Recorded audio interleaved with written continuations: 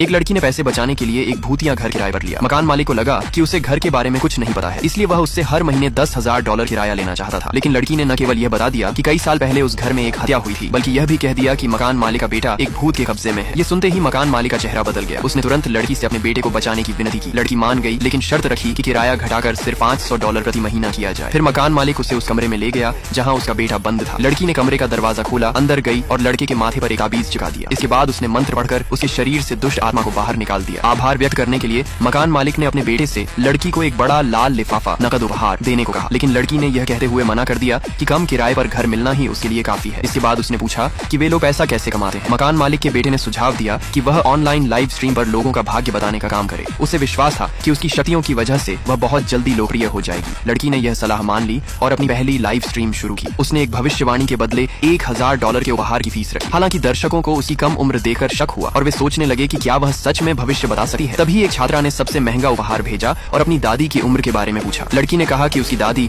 90 साल तक जिएंगी। ये सुनकर छात्रा उदास हो गई, क्योंकि उसकी दादी पहले ही 70 साल की थी और इसका मतलब था कि वे लगभग 20 साल और जीवित रहेंगी। उसकी प्रतिक्रिया देकर ऑनलाइन लोगों ने उसे बुरा भला कहना शुरू कर दिया और उसे कर्तव्यहीन बताया। लेकिन तभी लाइव स्ट्रीम में दिखा कि जब वह अपनी दादी को पानी पिलाने गई तो दादी ने पानी ठंडा होने की शिकायत की। उसे मारा पीटा और डांटा। छात्रा फोन लेकर कमरे से बाहर चली गई और बाद में बताया कि उसे रोजाना घर में प्रताड़ित किया जाता है। परिवार उसे कॉलेज भी नहीं जाने देना चाहता था और बहाना बनाता था कि उसे अपनी दादी की देखभाल करनी चाहिए। उसकी कहानी सुनकर लड़की को महसूस हुआ कि उसका चेहरा और उसकी किस्मत आपस में मेल नहीं खाती। तब उसने कहा कि वह उस परिवार की असली बेटी नहीं है। छात्रा ने तुरंत अपनी दादी से सच पूछा। दबाव में आकर दादी ने स्वीकार कर लिया कि उसने कई साल पहले उसे अस्पताल से चुरा लिया था। अचानक उसके दत्तक माता पिता कमरे में घुस आए, फोन जमीन पर फेंक दिया और लाइव स्ट्रीम कर गई। दर्शकों को चिंता होने लगी कि छात्रा मुसीबत में पड़ सकती है। इसी के साथ वे लड़की की भविष्यवाणियों पर विश्वास करने लगे। उधर अपनी 18 साल से लापता बेटी की तलाश कर रहा एक अमीर दंपति भी लाइव स्ट्रीम में आया और दूसरी भविष्यवाणी के लिए उपहार भेजा। जब महिला अध्यक्ष ने बताया कि उनकी बेटी 18 साल पहले गायब हो गई थी, तो लड़की ने गणना की और समझ गई कि उनकी बेटी वही छात्रा है जो कुछ देर पहले लाइव स्ट्रीम में आई थी। ये सुनकर दंपति और दर्शक दोनों हैरान रह गए। कई लोगों को लगा कि लड़की अमीर दंपति को ठग रही है। दंपति भी कनेक्शन काटने ही वाले थे, लेकिन लड़की ने उनकी बेटी के जन्म, अस्पताल, जन्म तिथि और उस पारिवारिक जेड लड़कन के बारे में बता दिया जो उन्होंने अपनी बेटी को दी थी। उसने यह भी बताया